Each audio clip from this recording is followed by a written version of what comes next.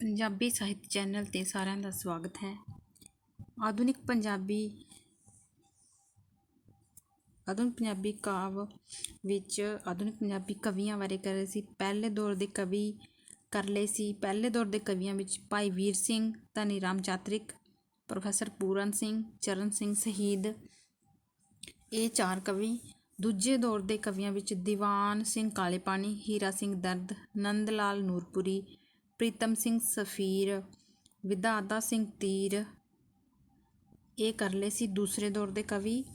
ਅਤੇ ਅੱਜ ਬਾਵਾ ਬਲਵੰਤ ਜੋ ਕਿ ਦੂਸਰੇ ਦੌਰ ਦੇ ਕਵੀ ਹਨ, ਇਹਨਾਂ ਬਾਰੇ ਪੜ੍ਹਾਂਗੇ। ਇਹਨਾਂ ਦੇ ਕਾਵਿ ਸੰਗ੍ਰਹਿ ਕਿਹੜੇ ਕਿਹੜੇ ਹਨ, ਕਾਵਿ ਸੰਗ੍ਰਹਿਾਂ ਵਿੱਚ ਕਿਹੜੀਆਂ ਕਵਿਤਾਵਾਂ ਹਨ ਅਤੇ ਕਵਿਤਾਵਾਂ ਦੇ ਕਿਹੜੇ ਕਿਹੜੇ ਵਿਸ਼ੇ ਇਹਨਾਂ ਨੇ ਰੱਖੇ ਹਨ, ਇਹ ਸਭ ਕੁਝ ਡਿਟੇਲ ਵਿੱਚ ਪੜ੍ਹਨ ਦੀ ਕੋਸ਼ਿਸ਼ ਕਰਾਂਗੇ। ਬਾਵਾ ਬਲਵੰਤ ਦਾ ਜਨਮ ਪਿੰਡ ਨੇਸ਼ਟਾ, ਜ਼ਿਲ੍ਹਾ ਅੰਮ੍ਰਿਤਸਰ, ਸੰਨ 1915 ਈਸਵੀ ਵਿੱਚ ਠਾਕੁਰ ਦੀਨਾਨਾਥ ਦੇ ਘਰ ਹੋਇਆ।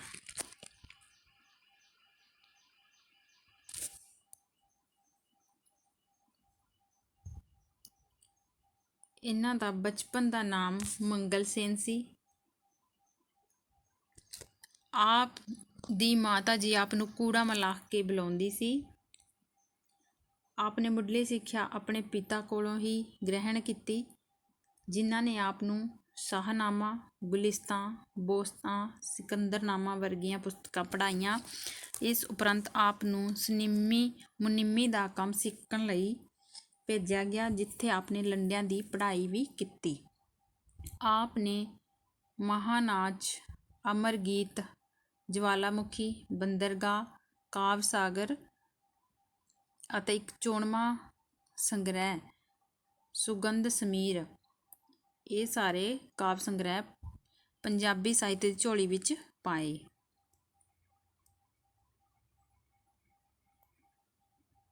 ਆਪ ਕੁਝ ਸਮਾਂ ਕਾਂਗਰਸ ਪਾਰਟੀ ਦੇ ਸਰਗਰਮ ਰਹੇ। ਮਿਸਰ ਮੂਲ ਚੰਦ ਆਪ ਦੇ ਪੜਦਾਦਾ ਸਨ। ਆਪ ਨੂੰ ਆਧੁਨਿਕ ਪ੍ਰਗਤੀਵਾਦੀ ਪੰਜਾਬੀ ਕਵਿਤਾ ਦਾ ਸਭ ਤੋਂ ਪ੍ਰਭਾਵਸ਼ਾਲੀ ਕਵੀ ਕਿਹਾ ਗਿਆ ਹੈ। ਪ੍ਰਗਤੀਵਾਦੀ ਕਵਿਤਾ ਦਾ ਆਪ ਦੀ ਕਵਿਤਾ ਆਮ ਪਾਠਕਾਂ ਦੀ ਸਮਝ ਤੋਂ ਦੂਰ ਹੋਣ ਕਰਕੇ ਆਪ ਨੂੰ ਬੌਧਿਕ ਰਹੱਸਵਾਦੀ ਕਵੀ ਮੰਨਿਆ ਜਾਂਦਾ ਹੈ। ਆਪ ਨੂੰ ਹਿੰਦੀ, ਉਰਦੂ, ਸੰਸਕ੍ਰਿਤ, ਫਾਰਸੀ ਭਾਸ਼ਾਵਾਂ ਦਾ ਕਾਫੀ ਗਿਆਨ ਸੀ। ਬਾਵਾ ਬਲਵੰਤ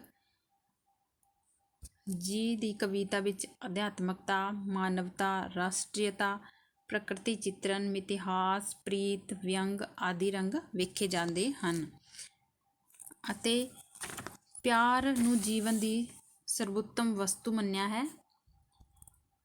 ਇਸ਼ਕ ਇੱਕ ਸਿੱਧਣ ਮੁਟਿਆਰ ਕ੍ਰਿਸ਼ਨਾ ਨਾਲ ਹੋ ਗਿਆ ਸੀ। ਬਾਵਾ ਬਲਵੰਤ ਨੂੰ ਇੱਕ ਸਿੱਧਣ ਮੁਟਿਆਰ ਕ੍ਰਿਸ਼ਨਾ ਨਾਲ ਇਸ਼ਕ ਹੋ ਗਿਆ ਸੀ। ਇਸ ਇਸ਼ਕ ਦਾ ਆਗਾਜ਼ ਰਾਮਲੀਲਾ ਵੇਖਣ ਸਮੇਂ ਹੋਇਆ ਸੀ। ਆਪ ਨੇ ਉਰਦੂ ਮੁਜ਼ਾਇਰਾਂ ਤੋਂ ਪ੍ਰਭਾਵਿਤ ਹੋ ਕੇ ਕਵਿਤਾ ਲਿਖਣੀ ਸ਼ੁਰੂ ਕੀਤੀ। ਪਹਿਲੀ ਰਚਨਾ ਸ਼ੇਰ-ਏ-ਹਿੰਦ 1930 ਈਸਵੀ ਵਿੱਚ ਉਰਦੂ ਵਿੱਚ ਛਪੀ ਸੀ। ਆਪ ਨੇ ਅੰਗਰੇਜ਼ੀ ਰੂਪਾਕਾਰ ਸੋਨੈਂਟ ਨੂੰ ਵੀ ਕਵਿਤਾ ਲਿਖੀ ਸੀ। ਸੋਨੈਂਟ ਵਿੱਚ ਇਹਨਾਂ ਨੇ ਕਵਿਤਾ ਲਿਖੀ। ਸੋਨੈਂਟ ਕੀ ਹੁੰਦਾ ਹੈ?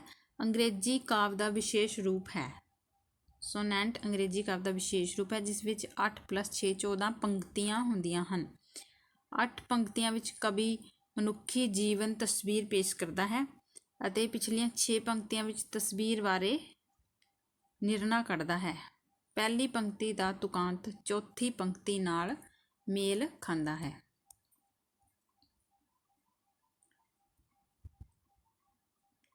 Shiv, Parvati, Rousseau, Marx, Lenin, Mahatma Buddha ਆਪ ਜੀ ਦੇ ਕਾਵਿ ਚੇਤਨਾ ਸੰਜੀਵ ਅੰਗ ਕਾਰਜਸ਼ੀਲ ਰਹੇ।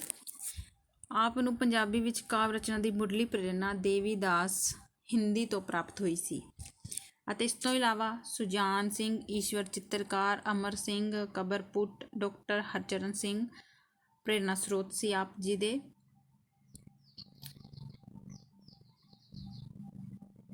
ਬਾਵਾ ਬਲਵੰਤ ਜੀ ਦੀ ਆਰਥਿਕ ਮੰਦਹਾਲੀ ਦੇ ਚਲਦਿਆਂ ਇਹਨਾਂ ਨੇ ਗੱਤੇ ਦੇ ਡੱਬੇ ਬਣਾਉਣ ਤੋਂ ਲੈ ਕੇ ਲਿਫਾਫੇ ਬਣਾਉਣ, ਸੂਤ ਦੀ ਰੰਗਾਈ ਦਾ ਕੰਮ, ਖੱਦਰ ਦੀਆਂ ਟੋਪੀਆਂ ਬਣਾਉਣ ਦਾ ਕੰਮ ਕੀਤਾ। ਸੰਨ 2015 ਬਾਵਾ ਬਲਵੰਤ ਜੀ ਦੀ ਸ਼ਤਾਬਦੀ ਦਾ ਵਰ੍ਹੇ ਰਿਹਾ। ਆਪ ਦਾ ਦੇਹਾਂਤ 1972 ਈਸਵੀ ਵਿੱਚ ਹੋਇਆ ਸੀ। ਦੇਹਾਂਤ ਕਿੱਥੇ ਹੋਇਆ? ਦਿੱਲੀ ਵਿੱਚ। ਕਿਉਂਕਿ ਇਹ ਬਾਅਦ ਵਿੱਚ ਦਿੱਲੀ ਆ ਗਏ ਸਨ। ਮਹਾਨਾਚ ਪ੍ਰਥਮ ਕਾਵਿ ਸੰਗ੍ਰਹਿ ਹੈ ਜੋ ਕਿ 1941 ਈਸਵੀ ਵਿੱਚ ਛਪਿਆ ਸੀ। ਇਸ ਪੁਸਤਕ ਦੇ ਮੁੱਖ ਸ਼ਬਦ ਖਾਨ ਬਹਾਦਰ ਅਬਦੁਲ ਚੁਗਤਾਈ ਨੇ ਲਿਖੇ ਸੀ। ਇਸ ਕਾਵਿ ਸੰਗ੍ਰਹਿ ਵਿੱਚ ਆਪ ਜੀ ਦੀਆਂ 75 ਕਵਿਤਾਵਾਂ ਹਨ। ਆਪ ਨੇ ਇਹ ਪੁਸਤਕ ਪੰਜਾਬੀ ਬੋਲੀ ਦੇ ਗੁੱਜੇ ਸੇਵਕ ਸਾਹਿਤ ਦੇ ਸੱਚੇ ਪਾਰਖੂ ਸਰਦਾਰ ਪਾਲ ਸਿੰਘ ਨੂੰ ਸਮਰਪਿਤ ਕੀਤੀ ਸੀ। ਇਹ ਪੁਸਤਕ ਬਾਬਾ ਬਲਵੰਤ ਨੇ ਮਹਾਨਾਚ ਜੋ ਕਿ ਇਹਨਾਂ ਦਾ ਪ੍ਰਥਮ ਕਾਵਿ ਸੰਗ੍ਰਹਿ ਸੀ 1941 ਵਿੱਚ ਛਪਿਆ ਸੀ। ਅਤੇ ਇਸ ਵਿੱਚ ਜੋ ਕਵਿਤਾਵਾਂ ਹਨ ਮੇਨ ਕਵਿਤਾਵਾਂ ਅਤੇ ਉਹਨਾਂ ਦੇ ਵਿਸ਼ਾ ਕੀ ਰਿਹਾ। ਕਵਿਤਾ ਸੀ ਤੇਰਾ ਮੇਲ। ਬਾਬਾ ਬਲਵੰਤ ਦਾ ਪ੍ਰੇਮ ਅਨੁਭਵ ਉਜਾਗਰ ਹੁੰਦਾ ਇਸ ਵਿੱਚ। ਮੇਰੇ ਘਰ ਦੇ ਸਾਹਮਣੇ ਇਸ ਕਵਿਤਾ ਵਿੱਚ ਪ੍ਰੇਮਿਕਾ ਅਤੇ ਪ੍ਰੇਮੀ ਦੇ ਸਾਹਮਣੇ ਰਹਿਣ ਦੀ ਲੋਚਾ ਬਿਆਨ ਕੀਤੀ ਗਈ ਹੈ। ਤੀਸਰੀ ਕਵਿਤਾ ਹੈ ਬਾਗੀ। ਬਾਬਾ ਬਲਵੰਤ ਇੱਕ ਖਿਆਲੀ ਇਨਕਲਾਬੀ ਰਿਹਾ। ਕਵਿਤਾ ਬਾਗੀ ਵਿੱਚ ਉਸ ਦੀ ਇਹੋ ਪ੍ਰਵਿਰਤੀ ਦ੍ਰਿਸ਼ਟੀਗੋਚਰ ਹੁੰਦੀ ਹੈ। ਬਾਗੀ ਕਵਿਤਾ ਦੀ ਇਹ 17 ਹਨ।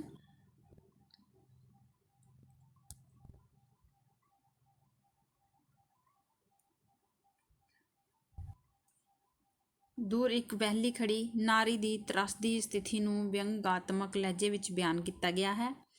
ਦੇਸ਼ ਭਗਤੀ ਕਵਿਤਾ ਵਿੱਚ ਜੰਗ ਦਾ ਵਿਰੋਧ ਅਮਨ ਦੀ ਹਿਮਾਇਤ ਕਰਦੀ ਹੈ। ਜੰਗ ਦਾ ਵਿਰੋਧ ਅਤੇ ਅਮਨ ਦੀ ਹਿਮਾਇਤ ਕਰਦੀ ਹੈ ਦੇਸ਼ ਭਗਤੀ ਕਵਿਤਾ। ਪ੍ਰਗਤੀਵਾਦੀ ਰੰਗ ਦੀ ਹੈ। ਉੱਚੇ ਨਿਸ਼ਾਨਾਂ ਵਾਲਿਓ ਧਨਵਾਨ ਵਿਅਕਤੀਆਂ ਨੂੰ ਉੱਚੇ ਨਿਸ਼ਾਨ ਅਤੇ ਪੱਕੇ ਮਕਾਨਾਂ ਵਾਲਾ ਕਹਿ ਕੇ ਸੰਬੋਧਿਤ ਕੀਤਾ ਹੈ। ਉੱਚੇ ਨਿਸ਼ਾਨਾਂ ਵਾਲਿਓ ਇਹੀ ਮਾਨਸਿਕਤਾ ਨੂੰ ਪ੍ਰਗਟ ਕਰਦੀ ਪ੍ਰਗਤੀਵਾਦੀ ਕਵਿਤਾ ਹੈ। ਅੱਗੇ ਹੈ ਭਾਰੋ ਕਵਿਤਾ। ਪ੍ਰਗਤੀਸ਼ੀਲ ਕਵਿਤਾ ਹੈ ਜਿਸ ਵਿੱਚ ਆਮ ਆਦਮੀ ਨੂੰ ਪੂੰਜੀਵਾਦੀ ਨਿਜ਼ਾਮ ਨਾਲ ਡਟ ਕੇ ਟੱਕਰ ਲੈਣ ਦੀ ਪ੍ਰੇਰਨਾ ਦਿੱਤੀ ਗਈ ਹੈ।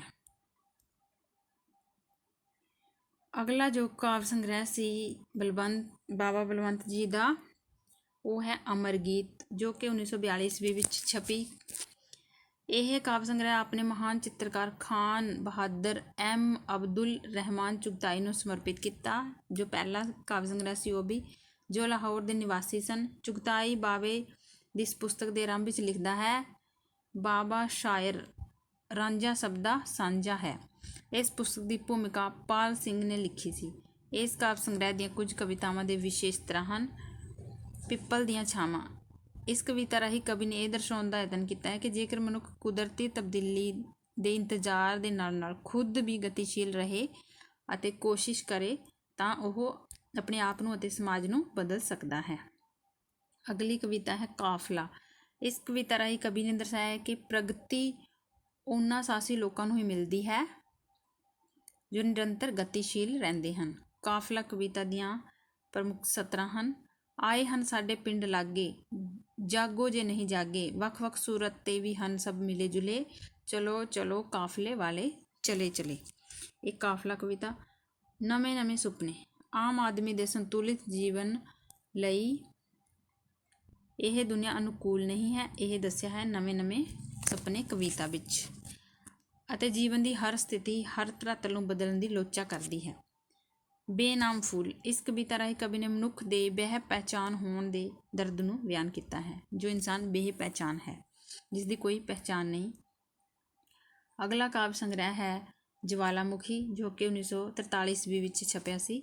ਇਹ ਕਾਵਿ ਸੰਗ੍ਰਹਿ ਬਾਬਾ ਬਲਵੰਤ ਦੇ ਪਿਛਲੇ 2 ਕਾਵਿ ਸੰਗ੍ਰਹਿ ਨਾਲੋਂ ਛੋਟੇ ਆਕਾਰ ਦਾ ਹੈ ਅਤੇ ਬਾਵੇ ਨੇ ਛੰਦਾਬੰਦੀ ਦਾ ਕਾਫੀ ਖਿਆਲ ਰੱਖਿਆ ਹੈ।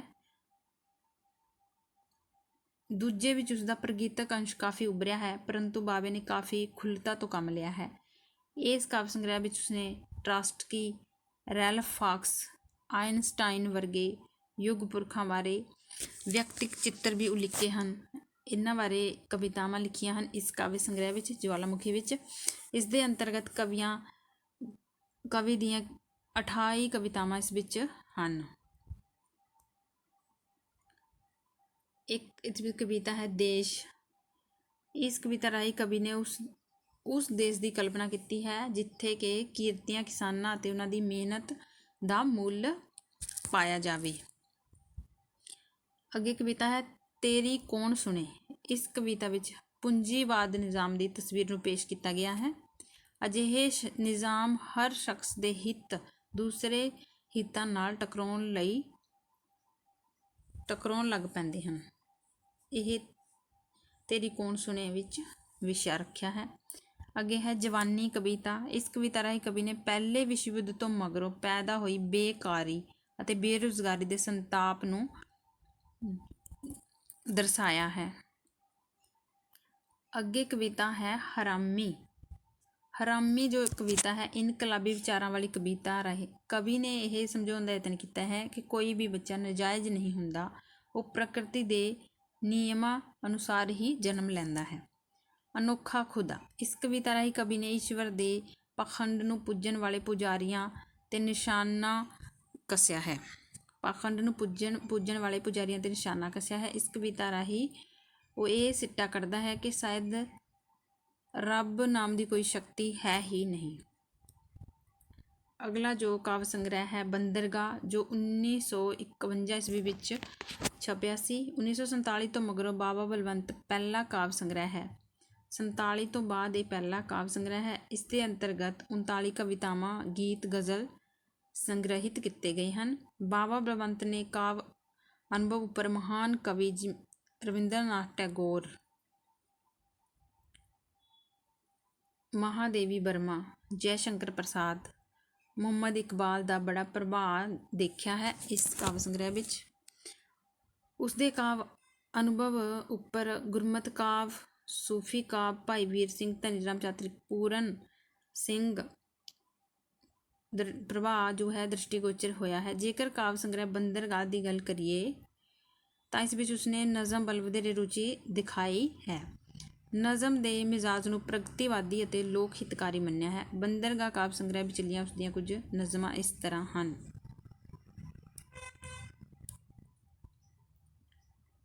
ਬੰਦਰਗਾਹ ਵਿੱਚ ਊਸ਼ਾ, ਬੰਦਰਗਾਹ, ਜਹਾਜ਼ਰਾਨ ਟੈਗੋਰ ਉੱਤੇ ਆਧਾਰਿਤ ਹੈ। ਸਦਰ ਦਰਵਾਜ਼, ਗਿਆਨ ਕ੍ਰਿਸ਼ਨਾ, ਫੇਰ ਪਾਰੋ ਨੇ ਕਿਹਾ, ਸਮਾਜਵਾਦ, ਧਰਤੀ ਮਾਤਾ, ਊਠਾਂ ਵਾਲਿਓ, ਇਹ ਸਾਰੇ ਇਸ ਵਿੱਚ ਨਜ਼ਮਾਂ ਹਨ। ਬਾਬਾ ਬਲਵੰਤ ਛੰਦ ਯੁਕਤ ਸ਼ਾਇਰ ਹੈ। ਭਾਵੇਂ ਉਹ ਛੰਦਾਬੰਦੀ ਦਾ ਪਾਬੰਦ ਨਹੀਂ, ਪਰ ਤੁਕਾਂਤ ਦੀ ਮਰਿਆਦਾ ਵਿੱਚ ਵਿਸ਼ਵਾਸ ਰੱਖਣ ਵਾਲਾ ਹੈ। ਇਸੇ ਪ੍ਰਕਾਰ ਰਸ ਵਿਧਾਨ ਦਾ ਉਸਨੇ ਪੂਰਾ ਖਿਆਲ ਰੱਖਿਆ ਹੈ। ਤੇ ਉਸਦੀ ਕਵਿਤਾ ਸਾਗ ਵਾਲੀ ਇੱਕ ਪਾਤਰੀ ਨਾਟਕੀ ਕਵਿਤਾ ਹੈ, ਉੱਤਮ ਨਮੂਨਾ ਹੈ। ਬੰਦਰਗਾਹ ਕਾਵਿ ਸੰਗ੍ਰਹਿ ਦੀਆਂ ਲਗਭਗ ਸਾਰੀਆਂ ਹੀ ਕਵਿਤਾਵਾਂ ਬੁਨਿਆਦੀ ਮਸਲਿਆਂ ਨਾਲ ਸੰਬੰਧਿਤ ਹਨ। ਅਗਲਾ ਕਾਵਿ ਸੰਗ੍ਰਹਿ ਹੈ ਕਾਵਿ ਸਾਗਰ, ਜੋ ਕਿ 1954 ਈਸਵੀ ਵਿੱਚ ਛਪਿਆ। ਕਾਵਿ ਸਾਗਰ ਬਲਵੰਤ ਦਾ ਇੱਕ 54ਵਾਂ ਕਾਵਿ ਸੰਗ੍ਰਹਿ ਹੈ। ਇਸ ਸੰਗ੍ਰਹਿ ਵਿੱਚ ਉਸਦੀਆਂ 4 ਕਾਵਿ ਪੁਸਤਕਾਂ ਮਹਾਨਾਚ, ਅਮਰ ਗੀਤ, ਜਵਾਲਾਮੁਖੀ, ਬੰਦਰਗਾਹ ਵਿੱਚੋਂ 54ਵੀਆਂ ਕਵਿਤਾਵਾਂ ਲੈ ਕੇ ਇਹ ਕਾਵਿ ਸੰਗ੍ਰਹਿ ਬਣਾਇਆ ਕਾਵਿ ਸੰਗ੍ਰਹਿ। ਤੇ ਇਹਨਾਂ ਕਵਿਤਾਵਾਂ ਦੀ ਚੋਣ ਪੰਜਾਬੀ ਦੇ ਪ੍ਰਸਿੱਧ ਵਿਦਵਾਨ ਆਲੋਚਕ ਪ੍ਰੋਫੈਸਰ ਕਿਰਪਾਲ ਸਿੰਘ ਨੇ ਕੀਤੀ। ਇਹ ਕਾਵਿ ਸੰਗ੍ਰਹਿ ਪਹਿਲੀ ਵਾਰ 1954 ਈਸਵੀ ਵਿੱਚ ਪ੍ਰਕਾਸ਼ਿਤ ਹੋਇਆ। ਇਸ ਦੇ ਅੰਤਰਗਤ ਲਗਭਗ ਉਹ ਸਾਰੀਆਂ ਕਵਿਤਾਵਾਂ ਹਨ ਜੋ ਅੰਮ੍ਰਿਤਸਰ ਰਹਿੰਦੇ ਹੋਏ ਇਹਨਾਂ ਨੇ ਲਿਖੀਆਂ ਸੀ। ਇਸ ਕਾਵਿ ਸੰਗ੍ਰਹਿ ਅੰਦਰ ਬਾਵੇ ਦੀਆਂ ਇੱਕ ਪਾਤਰੀ ਨਾਟਕ ਵਾਲੀਆਂ ਕਵਿਤਾਵਾਂ ਸ਼ੁਮਾਰ ਕੀਤੀ ਗਈਆਂ ਹਨ। ਇੱਕ ਪਾਤਰੀ ਕਵਿਤਾਵਾਂ ਜ਼ਿਆਦਾ ਹਨ ਇਸ ਵਿੱਚ। ਇਹੋ ਜਿਹੀਆਂ ਕਿਤਾਬਾਂ ਲਿਖਣ ਦੀ ਪ੍ਰੇਰਨਾ ਉਸਨੂੰ ਬਰਾਉਨਿੰਗ ਅਤੇ ਟੈਨੀਸਨ ਵਰਗੇ ਲੇਖਕਾਂ ਤੋਂ ਹੋਈ। ਸਾਗ ਵਾਲੀ, ਫੇਰ ਪਾਰੋ ਨੇ ਕਿਹਾ, ਸਮਾਜਵਾਦ, ਵੇਸ਼ਵਾ ਇਸ ਵੰਨਗੀ ਦੀਆਂ ਉਲੇਖਯੋਗ ਕਵਿਤਾਵਾਂ ਹਨ ਜੋ ਇੱਕ ਪਾਤਰੀ ਹਨ। ਇਸ ਤਰ੍ਹਾਂ ਬਾਬਾ ਬਲਵੰਤ ਦਾ ਇਹ ਕਾਵਿ ਸੰਗ੍ਰਹਿ ਦੂਜੀਆਂ ਪੀੜ੍ਹੀਆਂ ਦੇ ਕਵੀਆਂ ਨਾਲੋਂ ਇੱਕ ਵੱਖਰੀ ਪਛਾਣ ਰੱਖਦਾ ਹੈ।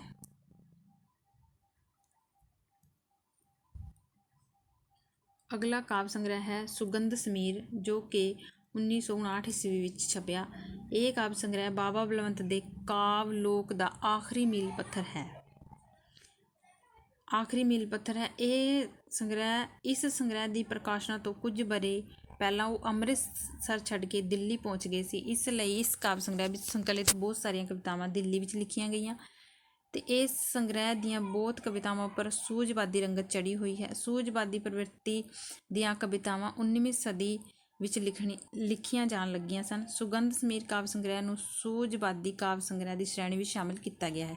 ਇਸ ਵਿੱਚ 48 ਛੋਟੀਆਂ ਵੱਡੀਆਂ ਕਵਿਤਾਵਾਂ, ਨਜ਼ਮ, ਗੀਤ, ਗਜ਼ਲ ਸੰਗ੍ਰਹਿਤ ਹਨ। ਸੁਗੰਧ ਸਮੀਰ ਵਿੱਚ ਕਵਿਤਾ ਹੈ ਰੰਗ ਤੇ ਸੁਗੰਧ।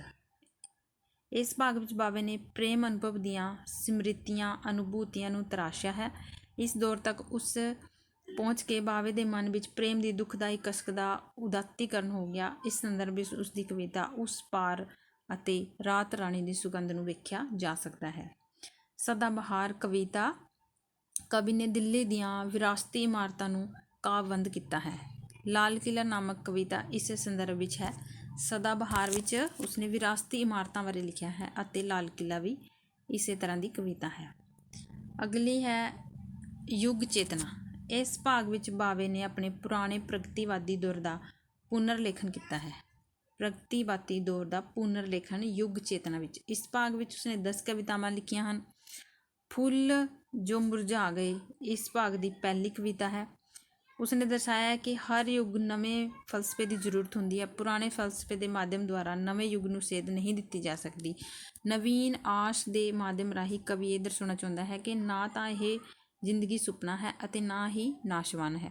ਇਹ ਇੱਕ ਹਕੀਕਤ ਹੈ। ਇਸ ਨੂੰ ਹਕੀਕਤ ਸਮਝ ਕੇ ਹੀ ਲੋਕਾਂ ਨੂੰ ਆਪਣੇ ਖਾਬ ਸੱਚ ਕਰਨ ਦੇ ਸੰਘਰਸ਼ ਕਰਨੇ ਚਾਹੀਦੇ ਹਨ। ਦੁਨੀਆ ਕਵਿਤਾ ਵਿੱਚ ਵੀ ਉਸਨੇ ਇਸ ਵਿਸ਼ੇ ਨੂੰ ਦੁਹਰਾਇਆ ਹੈ ਕਿ ਦੁਨੀਆ ਸੁਪਨਾ ਨਹੀਂ ਹੈ, ਇਹ ਇੱਕ ਹਕੀਕਤ ਹੈ। ਜ਼ਿੰਦਗੀ ਤੇ ਸੁੱਖ। ਉਸ ਮਨੁੱਖ ਦੀ ਇਸ ਫਿਤਰਤ ਨੂੰ ਅੰਕਿਤ ਕੀਤਾ ਹੈ ਕਿ ਹਰ ਕਿਸੇ ਨੂੰ ਸੁੱਖ ਦੀ ਤਲਾਸ਼ ਹੈ। ਜ਼ਿੰਦਗੀ ਤੇ ਸੁੱਖ ਵਿੱਚ ਉਸਨੇ ਦਰਸਾਇਆ ਹੈ ਕਿ ਹਰੇਕ ਮਨੁੱਖ ਹੈ ਜੋ ਸੁੱਖ ਦੀ ਤਲਾਸ਼ ਵਿੱਚ ਹੈ। ਕਿਸੇ ਦਿਨ ਇੱਕ ਗਜ਼ਲ ਦੀ ਬੰਦਿਸ਼ ਵਿੱਚ ਵੀ ਲਿਖੀ ਕਵਿਤਾ ਹੈ, ਜਿਸ ਵਿੱਚ ਕਵੀ ਭਵਿੱਖ ਵਿੱਚ ਮਨੁੱਖਤਾ ਦੇ ਭਲੇ ਦਿਨਾਂ ਦਾ ਇੰਤਜ਼ਾਰ ਕਰਦਾ ਹੈ। ਕੋਸ਼ਿਸ਼ ਵਿੱਚ ਹਾਂ ਨਾਮਕ ਕਵਿਤਾ ਵਿੱਚ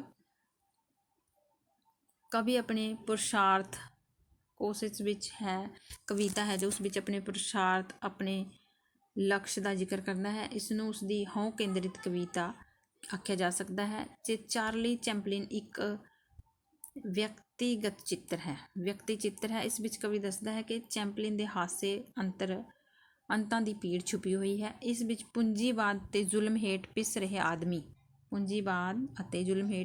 ਆਦਮੀ ਦੀ ਪੀੜ ਨੂੰ ਹਾਸੇ ਵਿੱਚ ਲਪੇਟ ਕੇ ਪੇਸ਼ ਕੀਤਾ ਗਿਆ ਹੈ। ਹੈਸੀਅਤ ਇਸ ਭਾਗ ਵਿਚਲੀ ਆਖਰੀ ਕਵਿਤਾ ਹੈ, ਜਿਸ ਵਿੱਚ ਉਹ ਆਪਣੀ ਮੁਹੱਬਤ ਦਾ ਚੈਪਟਰ ਬੰਦ ਕਰਨ ਦਾ ਐਲਾਨ ਕਰਦਾ ਹੈ। ਅਗਲੀ ਕਵਿਤਾ ਹੈ ਮਜਬੂਰੀਆਂ। ਇਸ ਭਾਗ ਵਿੱਚ ਬਾਵੇ ਨੇ ਆਮ ਆਦਮੀ ਦੀਆਂ ਮਜਬੂਰੀਆਂ ਦਾ ਉਲੇਖ ਕੀਤਾ ਹੈ। ਉਸ ਦਾ ਮੰਨਣਾ ਹੈ ਕਿ ਦੁਨੀਆ ਦੇ ਸਾਰੇ ਸੋਮਿਆਂ ਉੱਪਰ ਕੁਝ ਸ਼ਕਤੀਸ਼ਾਲੀ ਲੋਕਾਂ ਨੇ ਕਬਜ਼ਾ ਜਮਾ ਰੱਖਿਆ ਹੈ, ਬਾਕੀ ਸਾਰੇ ਲੋਕ ਇਹਨਾਂ ਦੀ ਰਹਿਮੋ ਕਰਮ ਉੱਪਰ ਪਲਦੇ ਹਨ। ਤੇਰੇ ਲਈ ਇਸ ਪ੍ਰਸੰਗ ਵਿੱਚ ਲਿਖੀ ਇੱਕ ਹੋਰ ਉੱਤਮ ਕਵਿਤਾ ਹੈ। ਇਸ ਤਰ੍ਹਾਂ ਬਾਵਾ ਬਲਵੰਤ ਦਾ ਆਖਰੀ ਕਾਵਿ ਸੰਗ੍ਰਹਿ ਸੁਗੰਧ ਸਮੀਰ ਹੈ। ਪੂਰਨ ਤੌਰ ਤੇ ਸੂਝਵਾਦੀ ਰੰਗ ਵਾਲਾ ਹੈ। ਭਾਵੇਂ ਸੂਝਵਾਦੀ ਕਾਵਿ ਭੋਗ ਵਿਲਾਸ ਲਈ ਲਿਖਿਆ ਕਾਵਿ ਵੀ ਆਖਿਆ ਜਾ ਸਕਦਾ ਹੈ, ਪਰੰਤੂ ਇਸ ਤਰ੍ਹਾਂ ਦੀ ਕਵਿਤਾ ਨੂੰ ਕੋਮਲ ਭਾਵਾਂ ਦੀ ਕਵਿਤਾ ਕਹਿਣਾ ਵੀ ਜ਼ਿਆਦਾ ਉਚਿਤ ਹੈ। ਇਸ ਕਾਵਿ ਪ੍ਰਵਿਰਤੀ ਦੀ ਵਕਾਲਤ ਵਾਲਟਰ ਪੇਟਰ ਅਤੇ ਆਸਕਰ ਵਾਈਲਡ ਵਰਗੇ ਲੇਖਕਾਂ ਨੇ ਕੀਤੀ ਸੀ। ਇਹ ਸੀ ਬਈ ਬਾਵਾ ਬਲਵੰਤ ਦੀਆਂ ਕਵਿਤਾਵਾਂ ਅਤੇ ਉਹਨਾਂ ਦੇ ਵਿਸ਼ੇ। ਜੇਕਰ ਵੀਡੀਓ ਉਪਯੋਗੀ ਲੱਗੇ ਤਾਂ ਇਸ ਨੂੰ ਅੱਗੇ ਆਪਣੇ ਦੋਸਤਾਂ ਤੱਕ ਸ਼ੇਅਰ ਜ਼ਰੂਰ ਕਰ ਦੇਣਾ, ਤਾਂ ਕਿ ਉਹਨਾਂ ਨੂੰ ਵੀ ਇਹਦੇ ਵਿੱਚੋਂ ਥੋੜ੍ਹਾ ਜੋ ਉਹਨਾਂ ਦੇ ਲਾਇਕ ਬੈਨੀਫਿਟ ਹੈ ਉਹ ਮਿਲ ਸਕੇ। ਧੰਨਵਾਦ ਜੀ।